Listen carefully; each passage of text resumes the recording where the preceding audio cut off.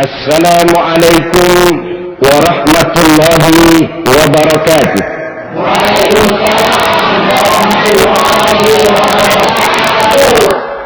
Bismillahirrahmanirrahim. Alhamdulillahi rabbil alamin.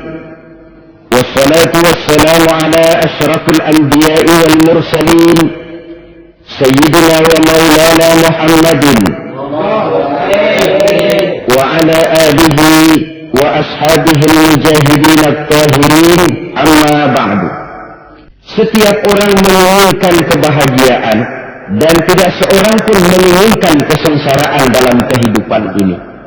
Namun nyatanya tidak setiap orang yang ingin bahagia mengetahui jalan yang harus ditempuhnya untuk sampai kepada kebahagiaan itu. Saya ingin menyampaikan sebuah hadis dari junjungan kita baginda Nabi besar Muhammad sallallahu alaihi wasallam, di mana beliau bersabda, arba'un min sa'adatil mar'i. Ada 4 perkara yang merupakan tanda dari orang bahagia. Saya mau tanya, di antara saudara-saudara yang hadir di sini, apa ada yang kepengen jadi orang sengsara? Seluruhnya tentu ingin mendapatkan kebahagiaan. Maka menurut resep dari Nabi kita, tanda orang bahagia itu 4. Jadi kalau saudara ingin bahagia, harus mempunyai 4 perkara ini. Yang pertama, orang bahagia itu kata Nabi, darun wasi'un. Punya rumah biar bagus asal gede. Enak ngaturnya daripada sudah punya rumah kecil, adanya di pinggir kali, gubuk, kalau hujan bocor, miring lagi, kiamat. Loh, kalau gitu Islam materialis dong. Hadis ini boleh diartikan dengan makna hakiki, arti yang sebenarnya, boleh diartikan dengan makna majazi, arti kiasan. Kalau dia diartikan dengan arti kias, maka yang dimaksud darun wasi'un ay qalbun wasi'un. Rumah yang luas tidak lain daripada hati yang lapang. Karena di situ kunci kebahagiaan yang sebenarnya. Walaupun kita cuma tinggal di petak berukuran 2 kali 3 meter, kalau hati kita luas rasanya rumah itu. Tapi biar rumah kita halamannya saja puluhan ribu hektar, ada kolam renangnya, kamar tidurnya tidak lagi terhitung. Kalau hati yang menempati rumah itu sempit, maka akan terasa sempit jugalah rumah itu. Tempat bergantungnya tidak lain adalah hati. Ada orang menyangka bahwa bahagia itu kalau dia mendapatkan harta yang sebanyak-banyaknya. Siapa yang banyak harta, dialah raja. Apa yang dia mau seluruhnya bisa dibeli. Keamanannya dia bisa menyewa petugas. Seluruh fasilitas untuk menyenangkan kehidupannya bisa dibeli. Pendeknya, hartalah segala-galanya dalam kehidupan. Innad darahima fil amakini kulliha taksur rijala mahabatan wa jalala. Sesungguhnya harta, dinar, dirham, uang, di mana-mana selalu bikin hebat orang yang memilikinya. Coba lihat, orang yang punya duit sama yang enggak punya duit, jangan gaya hidupnya, gaya jalannya aja lain. Wahia lisanun liman arada fasahatan, wahia silahun liman arada qitala. Uang adalah senjata yang paling ampuh bagi orang yang mau pergi perang, dan lidah yang paling fasih bagi orang yang mau bicara. Kalau bicara dengan lidah macet, cobalah bicara dengan harta, lancar. Sampai ada pepatah demikian, segalanya bisa diatur dengan harta. Maka di kalangan orang yang berpandangan semacam itu, seluruh kegiatan hidupnya hanya terfokus kepada bagaimana mengumpulkan harta yang sebanyak-banyaknya. Tidak peduli halal haram, tidak kenal sore pagi siang dan malam, tidak sempat sujud, jauh dari agama, jauh dari kehidupan yang bersifat ruhaniyah, jauh dari Allah dan sebagainya, sampai dalam Al-Quran dikelompokkan dalam kelompok yang dinamakan lumazah. Allazi jama'a malahu wa 'addada yahsabu anna malahu akhlada. Mereka mengumpul-ngumpulkan harta sebanyak-banyaknya dan menyangka bahwa harta yang banyak itu dapat mengekalkan hidupnya, mengekalkan kekayaannya, mengekalkan kebahagiaannya. Kalau pandangan hidup ini benar, artinya kalau harta memang merupakan satu-satunya hal yang dapat membuat orang bahagia, tentu di rumah mewah tidak akan pernah ada tangis derita. Tentu di satu tempat di mana fasilitas hidup serba menunjang tidak ada yang namanya penderitaan. Tapi suka dan duka, sedih dan gembira, senyum dan tawa adalah milik setiap orang, baik dia punya harta maupun dia tidak punya harta. Nyatalah bahwa harta semata-mata bukan merupakan jaminan bahwa orang akan bahagia, walaupun tanpa harta orang sulit untuk bahagia. Saya mau cerita, ada orang super kaya, namanya Aristotle Onassis, Raja Tanker Yunani. Dia punya kapal tanker saja konon sampai 11 banyaknya. Punya perusahaan penerbangan yang disebut Olympic Airlines. Punya hotel di berbagai kota besar di dunia ini, sejak dari New York, London, Paris, Rome dan sebagainya. Bahkan punya pulau yang dia namakan Pulau Scorpio. Ini kan namanya sudah kaya nggak tanggung-tanggung, punya pulau. Nah, dia punya 2 orang anak, yang satu laki-laki namanya Alexander, yang satu perempuan namanya Maria Onassis. Seluruh harapannya tertumpah kepada anak lakinya Alexander ini, yang akan meneruskan usahanya, meneruskan kekayaannya, meneruskan dinastinya. Apa yang terjadi? Ternyata anak yang dia harapkan yang bernama Alexander ini mati muda dalam kecelakaan pada waktu dia olahraga. Apa olahraganya? Namanya olahraga anak orang kaya, golongan jet set.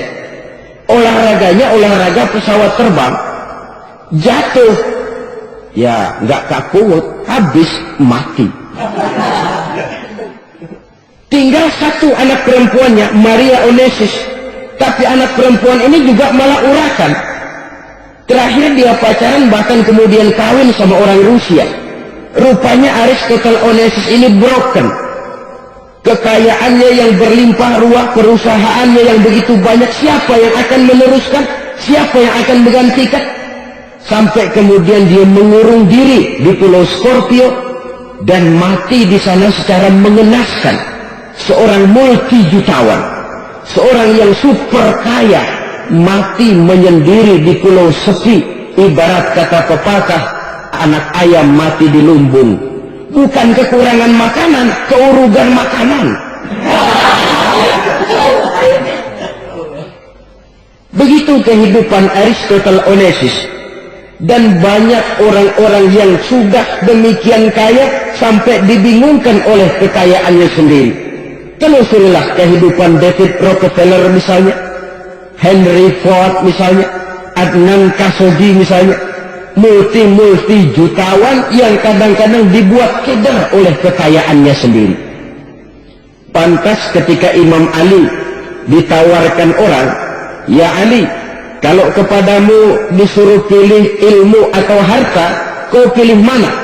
Ya jelas pilih ilmu dong. Kenapa? Pertama, ilmu kalau kita berikan kepada orang lain tambah. Tapi harta kalau kita berikan kepada orang lain kurang. Saudara punya uang 10.000, dibagi orang 5.000, jelas uang saudara berkurang. Tapi saudara punya ilmu diberikan kepada orang lain bisa, saudara pun makin mantap. Tidak lantas jadi bodoh karena ngajarin orang. Saudara bisa Fatihah, lalu mengajarkan orang Fatihah. Orang bisa, saudara pun makin hafal. Tidak lantas setelah diajarin orang ilmunya hilang. Begitu datang dia minta orang tolong ajarin saya Fatihah. Udah habis, nggak ada.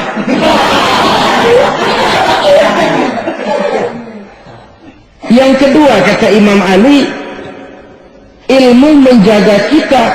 Kalau harta, kita yang harus jaga. Makin banyak ilmu, makin terpelihara diri seharusnya. Tetapi makin banyak harta, makin bingung kita jaganya. Sampai kadang-kadang kalau perlu seluruh keliling rumah dipasangi alarm. Belum cukup, disewakan anjing besar-besar, pasang di depan pintu, awas anjing galak. Masih belum cukup juga, cari centeng tukang-tukang kepruk jaga rumah. Masih terasa belum aman, padahal rumahnya dikelilingi tembok besar. Di balik tembok ada pintu-pintunya tebal.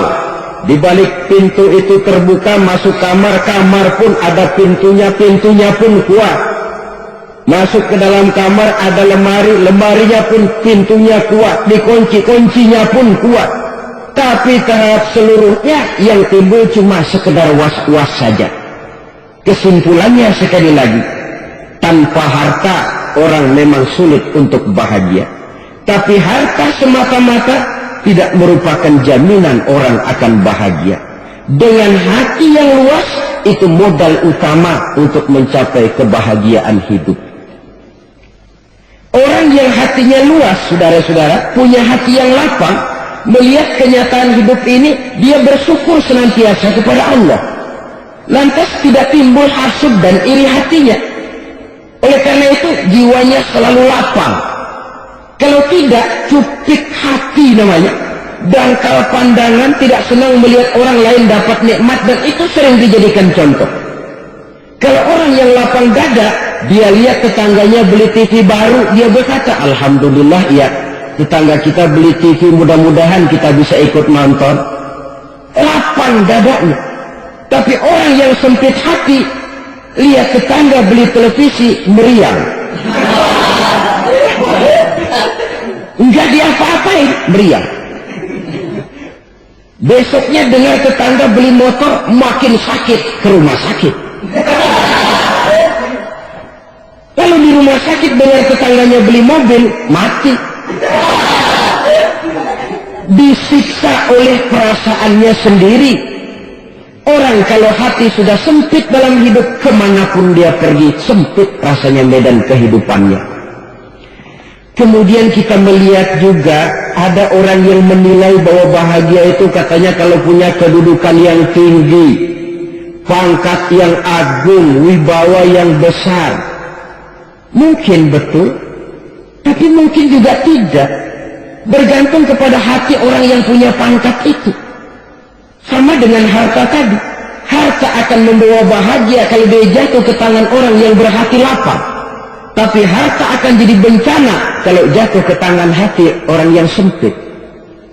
Pangkat akan membawa bahaya kalau jatuh di tangan hati orang yang sempit. Lebih dari itu, kenyataan mengajarkan kepada kita bahwa ternyata pangkat dan jabatan tidak selamanya memberikan kebahagiaan dalam kehidupan. Bahkan resikonya kelewat besar. Beberapa bukti kita bisa ambil dari para pemimpin dunia yang menjadi korban lantaran pangkat dan jabatan yang disandangnya. Saudara ingat Presiden Abraham Lincoln dan John Kennedy dari Amerika? Dibunuh orang. Park Chung-hee dari Korea Selatan, Ziaur Rahman dari Bangladesh, Anwar Sadat dari Mesir, terakhir Indira Gandhi dari India, menjadi korban dari pangkat dan jabatan yang disandangnya dari orang-orang yang tidak senang dia memegang jabatan itu. Dia akan mudah mengundang bencana. Sehingga pantas kalau seorang presiden terkemuka Amerika, Harry Truman namanya, dia mengatakan jabatan presiden itu, kata dia, seperti orang menunggang macan, naik macan. Harus kita taiki, kalau enggak dia bakal merekam kita, ngeri katanya. Adapun orang yang hatinya lapang, kalau dia menerima pangkat dan jabatan, dianggapnya itu satu kesempatan untuk berbuat baik. Tapi orang yang berhati sempit, menerima pangkat dan jabatan, bukan kadang-kadang menerima, malah berusaha setengah mati mencapai dengan segala cara. Kalau perlu jilat atas, jilat atas. Jadi golongan sumuhun dawu. Jadi kelompok kulun nuwun, yes sir, yang kerjanya cuma oke bos. Kalau perlu jilat atas, jilat atas. Kalau perlu injak yang bawah, injak yang bawah. Perlu sikut kiri kanan, sikut kiri kanan. Yang penting pangkat dapat, jabatan dapat. Orang yang semacam ini, kalau sudah mempunyai pangkat dan jabatan, biasanya dia tidak menganggap itu sebagai amanah, tidak menganggap sebagai kesempatan berbuat baik, tapi malah kesempatan untuk memperturutkan hawa nafsunya yang dilatar belakangi oleh kesempitan hatinya tadi. Apalagi kalau orang memperoleh pangkat karena banyak mengeluarkan uang, seakan-akan pangkat dan jabatan itu sekarang macam proyek pakai tender. Siapa yang berani bayar segini naik, nggak berani minggir.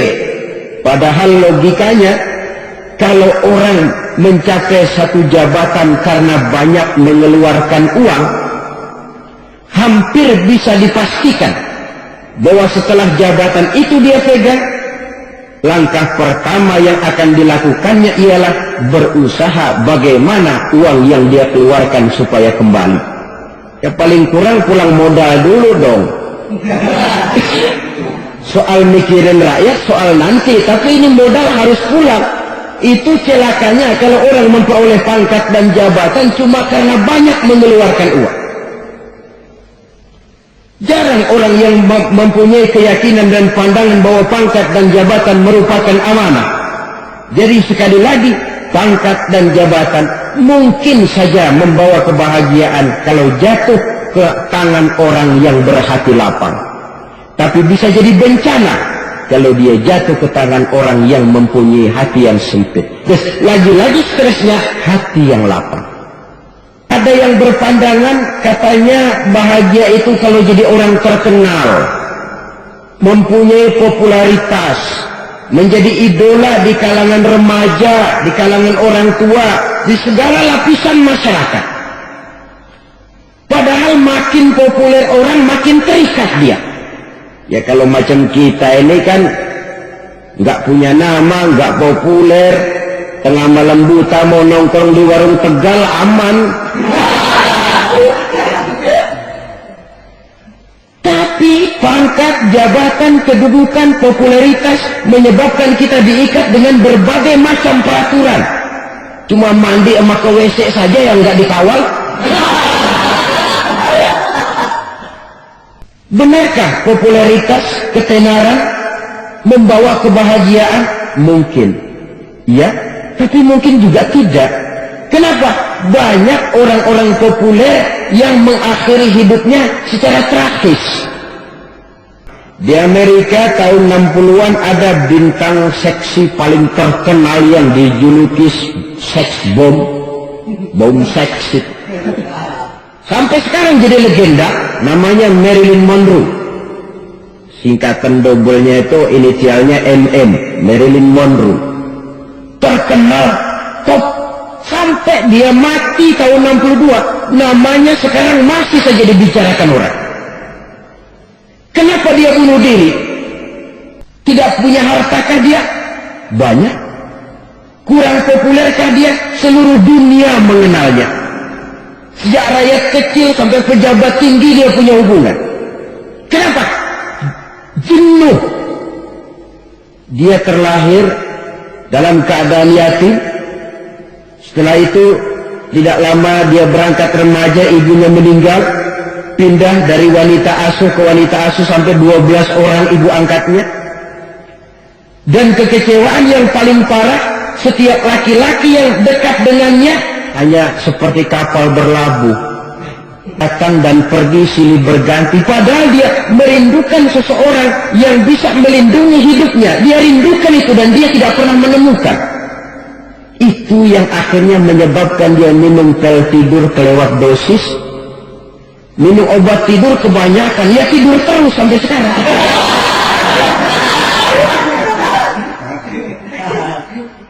Dia mengakui, saya telah memiliki ketenaran, tapi saya tidak pernah hidup dalam ketenaran itu. Saya pandai main sandiwara, tapi saya ingin hidup dalam alam yang real sebagaimana umumnya orang. Itu yang dia rindukan. Menyusul jejak yang namanya Marilyn Monroe, Billie Holiday. Saudara kenal tentu. Di rumah sakit dirawat. Dia juga minum obat overdosis, mati lagi. Jimi Hendrix minum obat tidur overdosis kelewat batas, mati lagi. Lalu yang menghanyutkan diri di danau, Janis Joplin dan Brian Jones. Ini orang-orang populer, orang-orang terkemuka yang mengakhiri hidup secara tragis, bukan karena tidak terkenal, mungkin karena sudah saking terkenalnya. Contoh paling belakangan, Bruce Lee. Wah, ini tukang-tukang keprok tentu kenal siapa dia. Sampai sekarang pun tabir kematiannya masih merupakan misteri. Dan yang masih hidup juga menunjukkan gejala yang aneh. Michael Jackson, rumahnya di Beverly Hills itu dijaga sedemikian rupa, dan dia selalu curiga kepada setiap makanan harus steril, bersih dari segala macam kimia. Kemana dia pergi, itu tukang-tukang keprok sudah selalu menjaga dan mengawal, dan dia seakan takut menunjukkan mukanya yang asli. Hingga kalau tampil ke tengah di luar show, dia kadang memakai pakaian yang tidak menunjukkan dia yang sebenarnya, takut dikenali orang. Ternyata popularitas sering jadi momok yang meracuni kehidupan manusia. Oleh karena itu, benarlah junjungan kita pada saat beliau mengajarkan orang akan bahagia kalau dia mempunyai hati yang lapang. Nah, sekarang masalahnya untuk mendapatkan hati yang lapang, caranya bagaimana?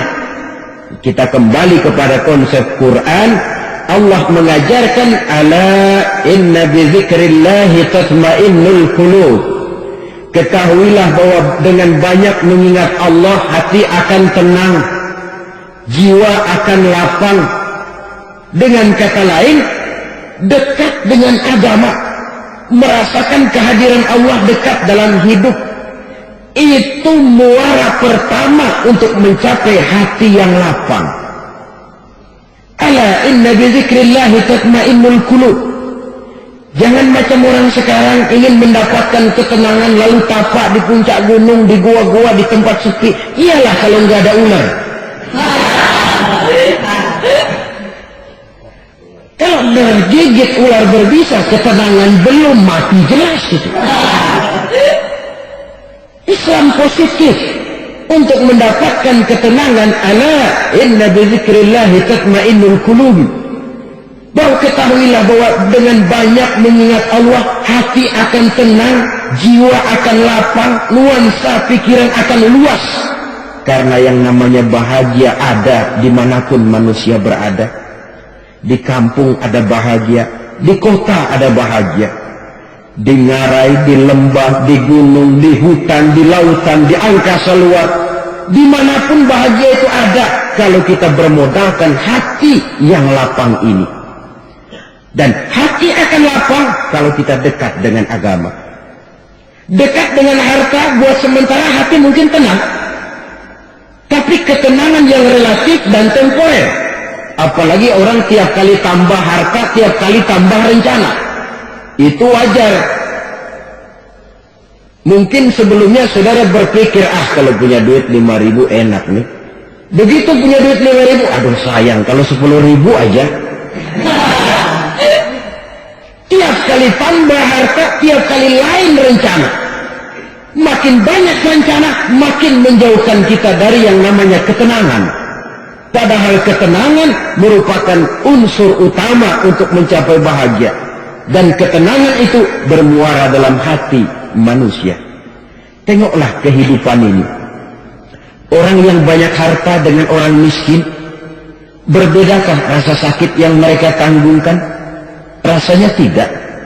Walaupun si kaya tidur di kasur empuk berselimutkan sutra mahal, sementara si miskin meringkuk di balai bambu yang keras dan kasar. Apabila maut datang, dia juga tidak pernah pilih bulu.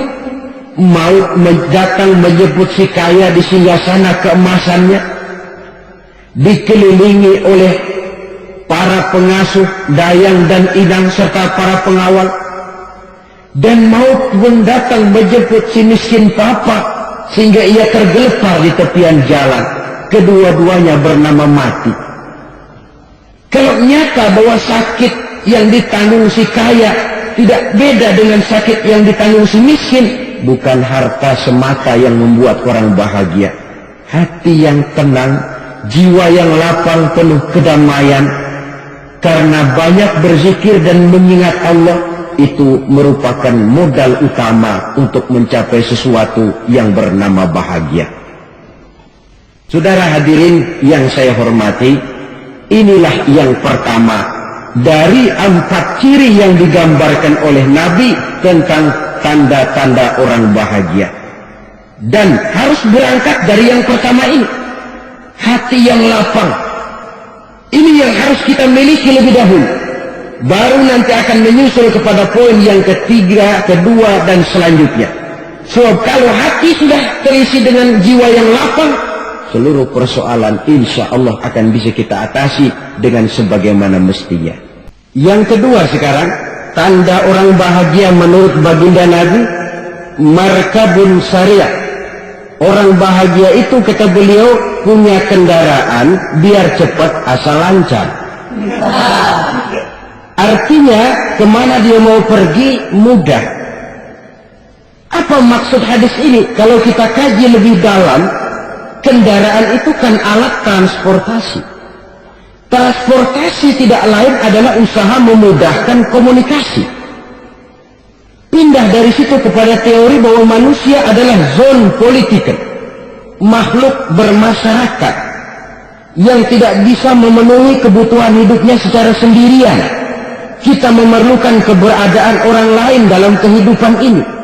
Untuk memakai baju saja kita sudah perlukan petani yang tanam kapas, pabrik yang memintal kapas jadi benang, pabrik yang menenun benang jadi kain, sampai kepada mesin jahit, sampai kepada tukang jahit. Itu cuma untuk memakai pakaian saja. Tidak seorang pun di antara kita yang sanggup memenuhi kebutuhan hidupnya secara sendiri. Kita perlu orang lain.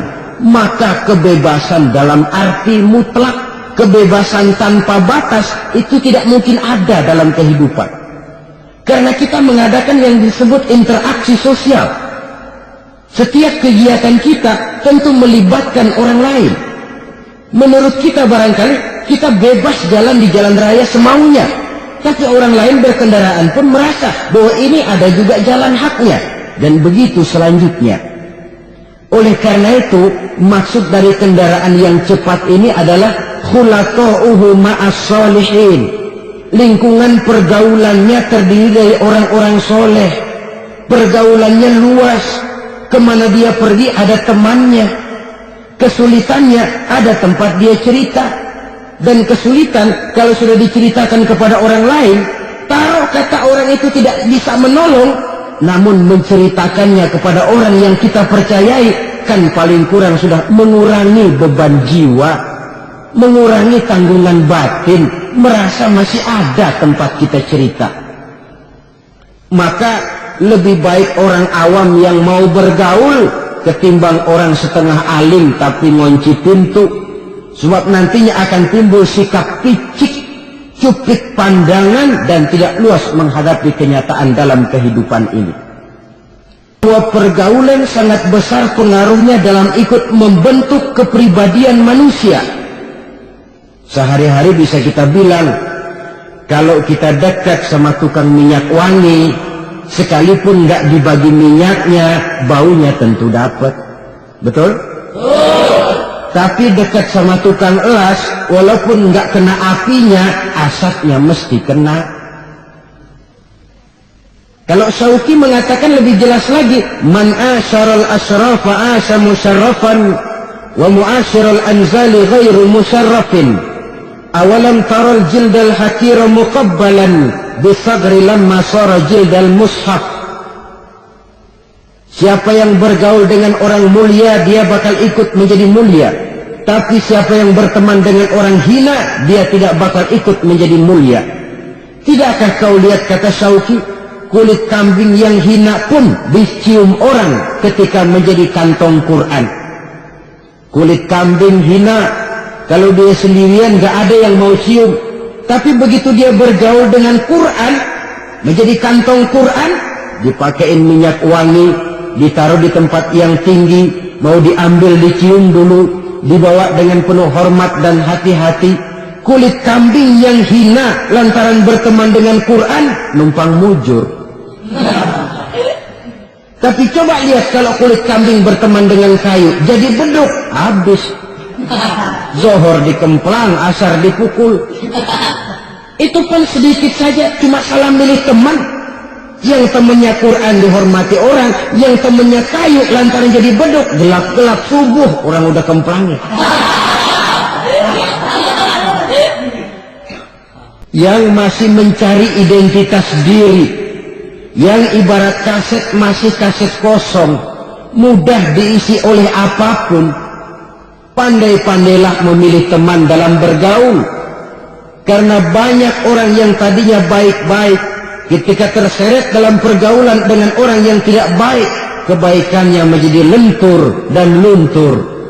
Tapi berapa banyak bajingan-bajingan tengik, orang-orang yang berumur noda dan dosa, tiap hari melakukan maksiat, namun bergaul dengan orang yang baik-baik. Pada akhirnya sedikit demi sedikit beringsut dan beransur, dia terbiasa mengikuti kebaikan-kebaikan.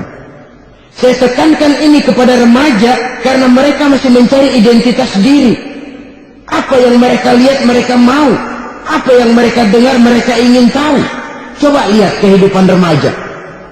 Pulang nonton film Rambo, pengen jadi Rambo, gagah, maunya belekai melulu. Pulang nonton film Superman, pengen bisa terbang. Pulang nonton India, nyanyi melulu. Wajar, mereka masih mencari identitas diri. Saya ini sebenarnya siapa? Lingkungan, pergaulan akan membentuk itu. Karena itu pandai-pandailah bergaul, karena ia sangat besar pengaruhnya dalam ikut membentuk kepribadian manusia. Apalagi sifat yang jelek lebih cepat menularnya ketimbang sifat yang baik. Sifat yang baik, watak yang soleh itu lambat sekali untuk menular. Tapi yang tidak baik, kan prosesnya mah kalau remaja biasanya mula-mula dengar. Karena dengar lalu pengen tahu. Karena pengen tahu lalu ngeliatin. Begitu ngeliatin kan pengen nyobain. Setelah nyobain ketagihan. Ini prosesnya. Yang namanya ganja, morfin, narkotik, awalnya kan begitu. Mula-mula dengar, katanya kalau sudah fly to the sky, sudah melayang ke langit, katanya disitulah puncak kebahagiaan. Mulanya cuma dengar. Karena dengar, pengen tahu. Karena pengen tahu, lalu ngeliat, kumpul sama orang yang suka ngeganja. Setelah ngeliat, lah pengen ngerasain. Begitu ngerasain, enak juga, ketagihan. Kalau sudah ketagihan jadi penyakit kronis, bisa merembet kepada yang lain. Iya, kalau orang tuanya mampu untuk beli morfin, beli ganja. Kalau tidak kan pikirannya ngayap, jemuran siapa ya gue sabet. Timbullah perbuatan-perbuatan negatif yang bermula dari salah pergaulan. Apalagi buat adik-adik remaja yang tinggal di kota-kota besar, yang pengaruh budaya, pengaruh kesenian, pengaruh struktur kehidupan yang nampak makin individualistis, di mana persaingan tajam, tensi ekonomi tinggi, orang mudah mengalami stres. Pandai-pandailah dalam bergaul, sekali lagi, karena ia sangat besar pengaruhnya dalam ikut membentuk kepribadian manusia. Orang bahagia punya kendaraan yang cepat, artinya punya pergaulan yang luas, dan lingkungan pergaulannya terdiri dari orang-orang yang soleh. Kemana dia pergi? Ada teman. Kesulitannya ada tempat dia cerita. Tapi kalau sudah menyendiri, hidup sendiri, kesulitan dipikiri sendiri, bisa mati belum waktunya. Tidak ada tempat berbagi rasa, tidak ada tempat bercerita, tidak ada tempat mengurangi beban dalam kehidupan.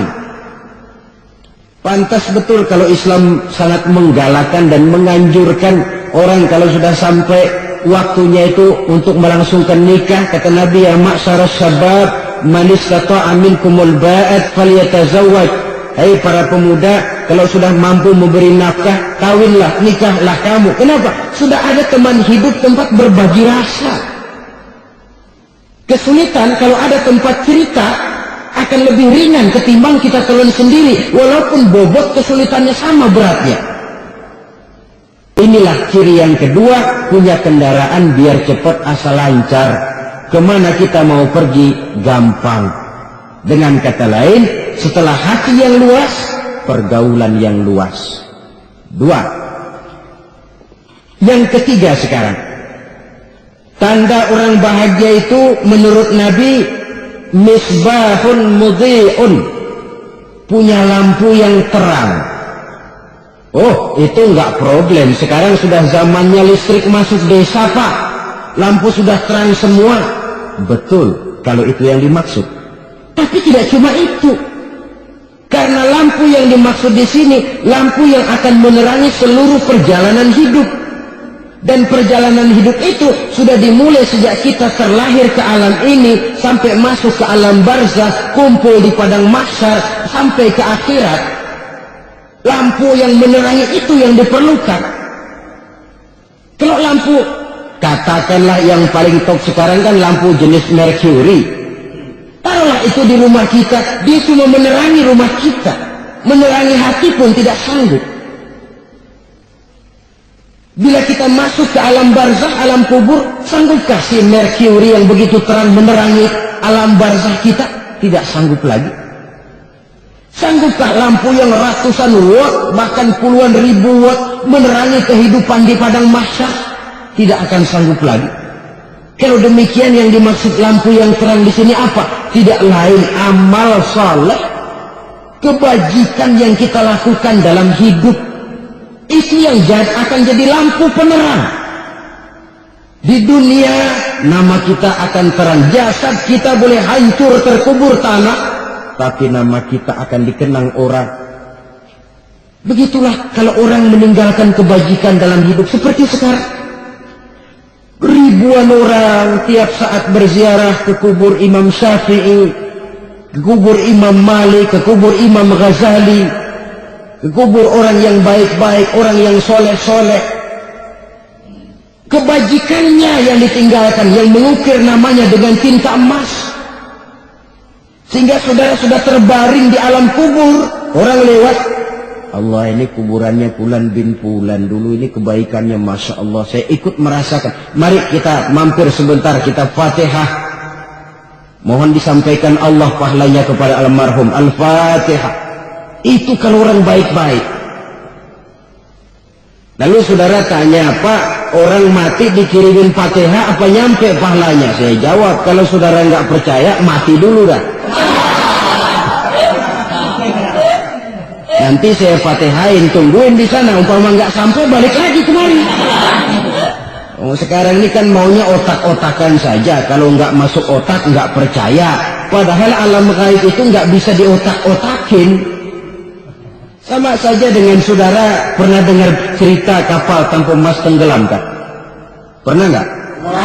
Di mana?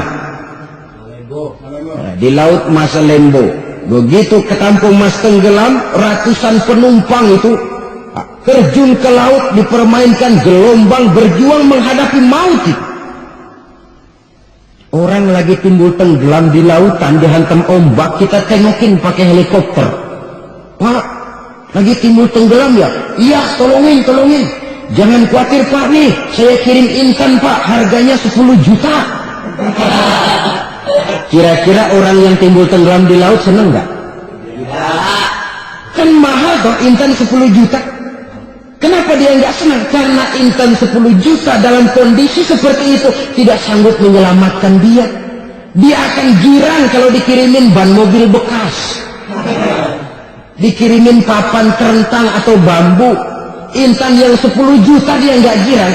Ban mobil bekas yang 1000 perak, tuh pegang, itu yang dia girang betul. Inilah sebabnya Nabi berkata, mal mayyitu fi qabrihi illa kal ghariqil mutaghawwis. Orang yang meninggal di alam kuburnya seperti orang timbul tenggelam di lautan. Yantaziru da'watan min ahli, menunggu doa dari keluarganya yang masih hidup. Duh, bapak saya sudah meninggal, saya sayang benar sama dia. Kirimin kulkas ke kuburannya Itu sama saja dengan tadi orang tenggelam di lautan dikirimi intan yang harganya 10 juta, tidak sampai. Begitulah kalau kebajikan yang kita tinggalkan dalam hidup, sudah mati pun kubur kita masih diziarahi orang. Tapi kalau jahat yang kita tinggalkan, boro-boro lah orang mau doa lewat dekat kuburan kita juga serem. Tuh bajingan loh, dulu mati dipendam di situ tuh. Jangan lewat situ, ntar kesurupan, jangan. Lewat saja orang ngeri. Konon lagi membacakan Fatihah dan mengirimkan doa. Hidup pada hakikatnya adalah kesempatan untuk berbuat baik. Maka sekali kesempatan itu diberikan, manfaatkan dengan sebaiknya. Sebab kesempatan kedua tidak akan pernah ada. Kesempatan berbuat baik di sini, di akhirat sudah pembalasan namanya. Sekali kesempatan itu dicabut, dia tidak akan pernah dikembalikan lagi. Kata Iqbal, hidup tidak mundur ke belakang, Bung. Berhenti diinjak orang, mundur hancur. Tidak ada kata mundur dalam hidup ini. Berhenti diinjak orang, mundur kecebur. Tidak ada kata lain, harus maju dalam kehidupan, dalam artian yang positif. Hidup adalah kesempatan untuk mengumpulkan kebajikan yang sebanyak-banyaknya. Di situ nilai daripada manusia. Sekarang ini memang nggak kelihatan kok, orang yang banyak pahala sama yang banyak dosa nggak kelihatan kok. Barangkali kalau habis bikin dosa palanya pada benjol, mungkin orang takut sama dosa. Tapi sekarang sama saja, orang yang banyak dosa dengan yang nggak banyak dosa jalan bareng dari belakang, sama, nggak kelihatan beda. Tapi ada waktunya di mana pahala memegang peranan, di mana dosa diperlihatkan. Sama saja kalau kita bawa mobil siang, lampu kan nggak begitu berfungsi. Apa lalu bilang, alah ini lampu berat-beratin, copot-copotin aja dah. Tidak perlu begitu. Kenapa? Pada satu saat malam senja akan datang. Bila matahari terbenam, senja pun datang, gelap mulai merayap, disitulah baru terasa perlunya lampu. Pahala begitu. Sekarang orang yang nggak ada pahalanya nggak kelihatan dalam kehidupan. Tapi pada satu saat senja kehidupan akan datang. Ajal merenggut nyawa, malam merayap, dan hidup mulai diliputi kegelapan di alam barzakh. Dikala itu kalau nggak punya lampu, alangkah malangnya kita. Sebab amal yang baik, kata Nabi, di alam barzakh itu akan diciptakan menjadi perempuan yang cantik menemani kita. Amal yang jahat akan menjadi orang yang paling jelek nemenin kita. Udah di tempat gelap yang nemenin jelek. Kalau demikian masalahnya, tergantunglah kita pandai memanfaatkan waktu. Al-waktu kasaif, waktu itu cepat sekali. Yang namanya waktu itu tahu-tahu. Tahu-tahu, udah tahun 87. Tahu-tahu, udah begitu. Tahu-tahu, yang kemarin anak-anak, sekarang udah pada punya anak. Tahu-tahu saja itu. Begitu cepat waktu berlalu. Kalau tidaklah pandai kita memanfaatkannya, akan rugi kita. Nabi bersabda, man kana yaumuhu khairun min amsihi fahuwa rabih. Barang siapa yang hari ini lebih baik daripada hari kemarin, itu orang untung. Hari ini lebih baik daripada kemarin. Bulan ini lebih baik dari bulan kemarin, tahun ini lebih baik dari tahun kemarin. Itu orang yang beruntung. Tahun kemarin sembahyangnya maghrib doang, sekarang udah tambah isya. Tahun kemarin cuma Idul Fitri aja ngancem bener, sekarang udah tambah Jumat, lalu tambah lagi maghrib, tambah lagi isya, dan selanjutnya. Hari ini lebih baik daripada kemarin. Itu orang yang beruntung. Wa man kana yaumuhu mislu amsihi fahuwa khasir. Lalu barang siapa yang hari ini sama saja dengan hari kemarin, itu orang rugi. Hari ini sama dengan kemarin, rugi itu. Bulan ini begitu, bulan kemarin begitu, tahun ini begitu, tahun lalu juga begitu. Rugi itu orang. Rugi apa? Rugi umur. Umur tambah, amalan nggak pernah tambah. Dan saya pikir lebih merupakan azab ketimbang nikmat kalau orang dikasih panjang umur cuma untuk numpuk dosa. Mending mana? Panjang umur banyak dosa sama pendek umur dikit dosa. Mending mana? Tentu panjang umur banyak pahala. Tapi kalau tidak, sekali lagi, lebih merupakan azab ketimbang nikmat kalau orang diberikan panjang umur tapi cuma untuk sekedar menumpuk dosa. Kehilangan kesadaran bahwa dunia bukan terminal akhir dari suatu perjalanan. Dia cuma halte di mana kita berhenti sebentar untuk menuju kepada terminal yang hakiki. Saudara-saudara kaum muslimin rahimakumullah, inilah lampu yang akan menerangi kehidupan. Amal yang kita lakukan di dalam kehidupan. Jadi yang dimaksud dengan lampu yang terang, kebajikan yang kita kerjakan dalam hidup. Nah, setiap orang di awal tadi saya bilang ingin bahagia. Bahagia itu kan hakikatnya kumpulan senang dan selamat. Senang, selamat. Apa bedanya? Senang tapi tidak selamat, nggak bahagia. Selamat tapi nggak senang, nggak bahagia orang. Contoh, kalau orang korupsi, duitnya banyak, senang dia, tapi keselamatannya.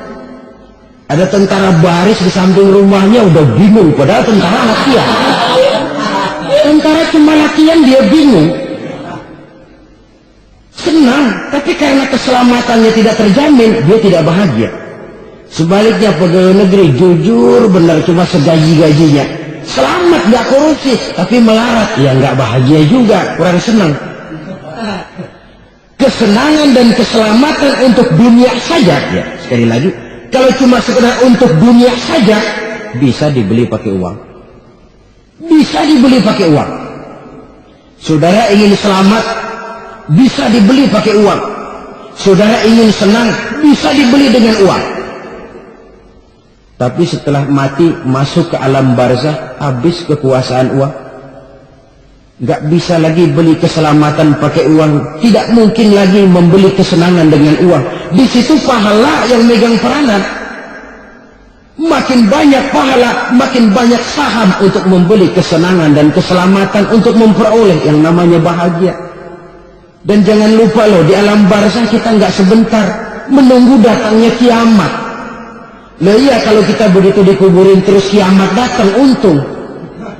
Tapi kalau masih harus 1000, 2000, puluhan ribu tahun yang akan datang, dalam satu penantian yang begitu lama, tanpa saham untuk memperoleh kebahagiaan, satu kemalangan yang tidak ada pernah putus-putusnya. Janganlah tergelincir oleh kebahagiaan sebentar yang menipu dengan mengorbankan kebahagiaan hakiki yang berjangka panjang. Apa artinya senyum sejenak kalau harus ditebus dengan tangis seumur hidup? Biarlah kita minum jamu, pahit memang, getir memang, tapi kan besok badan sehat. Daripada sekarang minum sirup, manis memang, enak memang, tapi bibir pada jontor besoknya. Sirawan, batuk, nggak karu-karuan. Banyak orang tertipu oleh kesenangan yang sebentar, padahal laisa kullu ma yalma'u zahaban. Belum tentu semua yang berkilat itu emas, belum tentu semua yang gemerlap itu intan. Karena itu marilah manfaatkan kesempatan yang diberikan Allah ini untuk mengumpulkan kebajikan yang sebanyak-banyaknya. Yang terakhir sekarang, yang keempat, tanda orang bahagia kata Nabi. Zaujatun salihah. Orang bahagia itu tanda yang keempat kata Nabi, punya istri biar cakep asal taat. Sudah surga itu. Cakep taat. Istri kayak gitu, kalau belum mati jangan dikuburin dulu. Sudah cakep taat lagi. Tapi kadang-kadang enggak, udah jelek ngadat melulu. Apa yang mau dipilih? Sebab itu Quran mengatakan istri pakaian untuk suami, suami pakaian untuk istri. Kenapa suami istri diibaratkan pakaian? Alangkah tingginya gaya bahasa Quran ini. Suami istri teman hidup, hidup perjalanan panjang. Sejak kita dalam rahim sudah ada hidup kan di sini. Sampai ke alam dunia, masuk ke alam barzakh, kumpul di padang mahsyar, sampai menuju akhirat, itu perjalanan hidup. Carilah istri atau suami teman hidup yang membawa manfaat tidak hanya kehidupan di dunia ini, sampai di alam barzakh, sampai di padang mahsyar. Suaminya mungkin meninggal lebih dulu, atau istrinya mungkin meninggal lebih dulu, tapi suami atau istri yang masih hidup berbuat kebajikan. Suami saya meninggal, ada hartanya, saya sedekahkan, niat pahala untuk almarhum suami saya. Ini teman hidup, tidak dibatasi dan tidak bisa dipisahkan oleh maut sekalipun. Zohirnya mungkin pisah, badannya mungkin pisah, tapi hatinya, jiwanya, kebersamaannya dalam menghadapi kehidupan. Karena itu saudara-saudara, bahasa Quran indah. Suami istri diibaratkan seperti pakaian. Apa fungsi pakaian? Pertama, pakaian jadi kebanggaan. Artinya suami harus menjadi kebanggaan istri, istri harus jadi kebanggaan suami. Yang kedua, pakaian itu kan fungsinya menutup aurat. Artinya sesama suami istri harus saling menjaga kekurangan masing-masing. Jangan malah sesama suami istri saling membongkar rahasia dan aibnya sendiri-sendiri. Istrinya diceritain jeleknya di mana-mana, atau suaminya dibongkar rahasianya di pasar umum.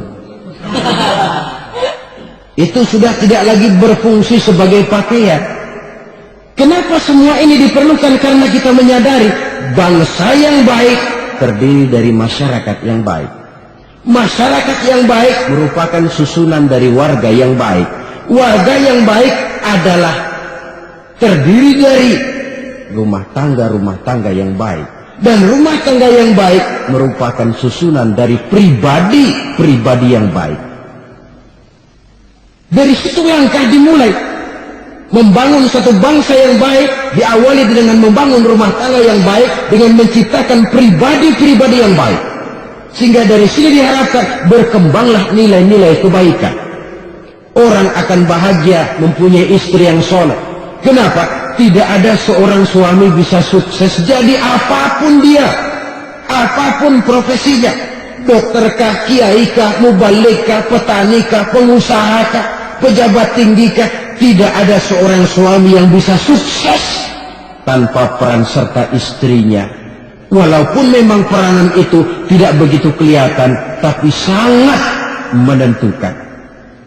Islam sangat menghargai kaum wanita, memberikan kedudukan yang tinggi sepanjang tidak mematikan kodrat kewanitaannya.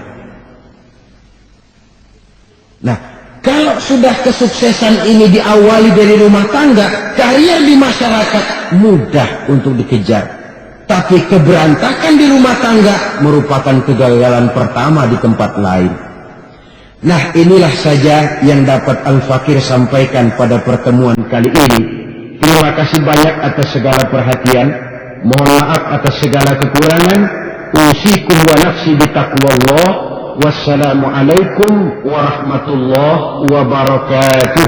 Waalaikumsalam warahmatullahi wabarakatuh. warahmatullahi wabarakatuh.